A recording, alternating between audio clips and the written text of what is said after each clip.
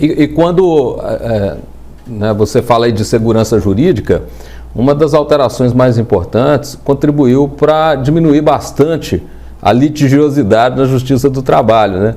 Que foi o estabelecimento também de algum ônus para o reclamante, né? Por exemplo, quando perdia uma causa, ele teria que pagar também as despesas do processo e honorários né, do advogado, do empregador. Isso recentemente caiu lá no Supremo Tribunal, né? O Supremo disse que essa mudança seria inconstitucional, porque seria algo que estaria cerceando o acesso à justiça de pessoas menos favorecidas, né? Como é que a senhora vê essa discussão aí? Importante dizer, antes de entrar efetivamente no tema, que ao contrário do que dizem, esse foi um dos poucos pontos em que o Supremo interviu para declarar a inconstitucionalidade. Foram inúmeras ADIs propostas contra a reforma trabalhista, de um modo geral, em vários temas o Supremo chancelou a reforma. Não só chancelou, como tem votos memoráveis, por exemplo, do ministro Fux, quase exortando todo mundo a obedecer à lei, porque a lei é legítima, democrática, etc. Assim foi, por exemplo, a contribuição sindical, a extinção da obrigatoriedade, um julgamento muito relevante, vale a pena ler os votos para quem é do meio, porque é muito contundente, né?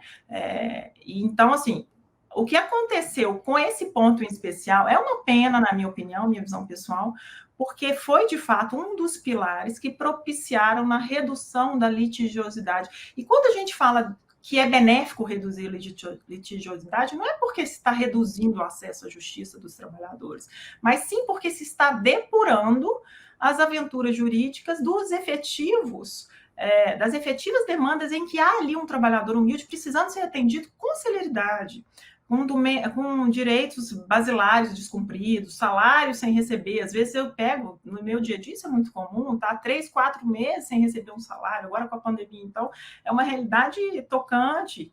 Então, assim, o judiciário precisa dar conta das situações urgentes e em que houve efetivamente a lesão a um dado direito, né? O que a gente via no Brasil antes da reforma, e aí eu posso falar objetivamente, porque o Justiça em Números, relatório do CNJ, que sai todo ano, mostrou isso claramente. A redução foi de 30% no número de processos trabalhistas no Brasil, pós-reforma, né? E até os críticos da reforma são unânimes em admitir que isso se deveu à nova lei. Foi justamente isso. A gente não se propôs no Brasil cobrar do trabalhador para entrar na justiça e exigir um direito. É muito ao contrário. Quando, acessando a justiça do trabalho, que reconhecidamente é uma justiça bastante acessível, sequer precisa de advogado para acessar a justiça do trabalho. Quando você, acessando a justiça do trabalho e perdendo em todas as instâncias e essa decisão transitar em julgado, se você tiver algum crédito obtido também na justiça do trabalho, aí você vai ter que pagar o honorário da parte contrária. Me parecia uma lei muito razoável. É uma lei, na verdade, o sistema de sucumbência proposto pela reforma para o processo de trabalho, ele é até mais leve do que o sistema de sucumbência do processo civil, que nunca teve nenhuma, que eu tenha conhecimento, nunca teve nenhuma inconstitucionalidade declarada. Então, me pareceu mesmo que foi um ponto fora da curva e foi uma pena, porque me parece um retrocesso. A gente já sente, é óbvio que teve também a pandemia, mas já é uma reclamação diária dos colegas. A gente está sentindo aqui, na primeira instância, já um aumento considerável de demandas.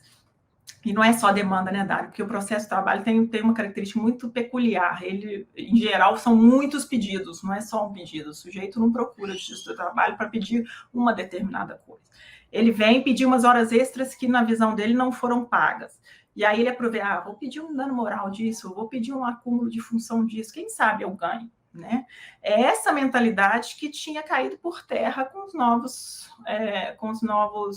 regras de honorários, né, de sucumbência. Então o sujeito pensava 2 vezes antes de pedir algo do que ele não tinha certeza. Porque se ele perdesse aquele pedido, os honorários de sucumbência daquele pedido comiam o crédito do direito dele efetivamente reconhecido em juízo, né? E isso caiu por terra, infelizmente. Realmente foi, na minha visão, um grande retrocesso. A gente tem que lembrar também que muitas vezes não é o trabalhador que faz esses pedidos absurdos, né? São os advogados.